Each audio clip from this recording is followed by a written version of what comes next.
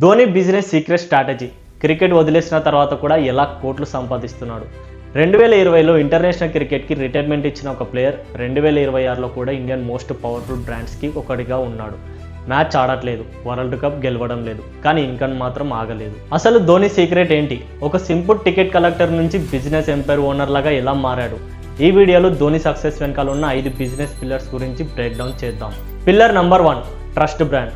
చాలా సెలబ్రిటీస్కి maximum payment ఇచ్చి బ్రాండ్స్తో deal చేస్తారు, కానీ ధోని దీన్ని డిఫరెంట్గా చేస్తాడు. ఆయన ఇమేజ్ సింపుల్గా ఉంటుంది.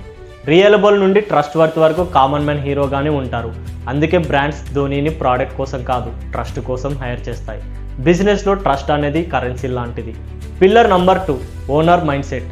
రియల్ వెల్త్ అడ్వర్టైజ్మెంట్స్తో రాదు, ఓనర్షిప్తో వస్తుంది. ధోని ఈ సీక్రెట్ని చాలా ముందుగానే అర్థం చేసుకున్నాడు.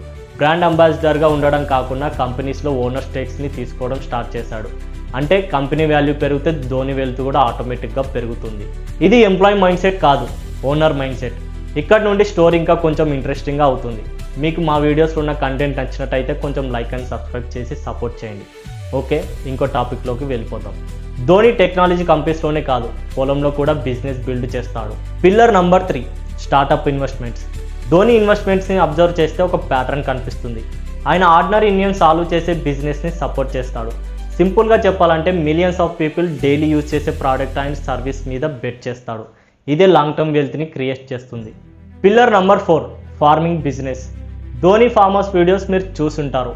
చాలామంది దీన్ని హాబీ అనుకుంటారు, కానీ బిజినెస్ మైండ్ సెట్స్ వేరేలాగా ఆలోచిస్తారు. ఆర్గానిక్ ఫార్మింగ్ ఇంకా ఫ్రెష్ ప్రొడ్యూస్ని డైరీ ఆపర్చునిటీస్ వల్ల ఫ్యూచర్లో ఫుడ్ డిమాండ్ ఇంకా పెరుగుతుందని ధోని ముందుగానే గెస్ చేశాడు. అందుకే క్రికెట్ ఫీల్డ్ నుంచి ఫార్మింగ్ ఫీల్డ్లోకి ఎక్స్పాండ్ అయ్యాడు. Pillar number 5, scarcity principle. Dhoni సక్సెస్లో బిగ్గెస్ట్ సీక్రెట్ ఇదే. ధోని ఎక్కడ పడితే అక్కడ కనిపించడు, డైలీ ఇంటర్వ్యూస్ ఇవ్వడు, ప్రతి పాడ్కాస్ట్కి వెళ్ళడు. మార్కెట్లో రేర్గా దొరికే దానికి డిమాండ్ ఎక్కువగా ఉంటుంది. ధోని పర్సనల్ బ్రాండ్కి కూడా ఇదే ఫార్ములా ఉపయోగిస్తాడు. ధోని ఎంపైర్ 6తో బిల్డ్ కాలేదు, ట్రస్ట్తో బిల్డ్ అయింది, పేషెన్స్తో బిల్డ్ అయింది, and most importantly long term థింకింగ్తో బిల్డ్ అయింది. క్రికెట్ ఫీల్డ్లో కెప్టెన్ కూల్ అయిన ధోని బిజినెస్ సక్సెస్లో కూడా మాస్టర్ స్ట్రాటజిస్ట్గా ప్రూవ్ చేశాడు. ధోని తర్వాత బెస్ట్ బిజినెస్ మైండ్ సెట్ ఉన్న ఇండియన్ క్రికెటర్ మీరెవరు అనుకుంటున్నారు? విరాట్ కోహ్లీయా, సచినా, లేదా ఎవరైనా? కామెంట్లో మీ ఒపీనియన్ చెప్పండి. ఇలాంటి బిజినెస్ స్ట్రాటజీస్ వీడియోస్ కోసం మన ఛానల్ని సబ్స్క్రైబ్ చేయండి.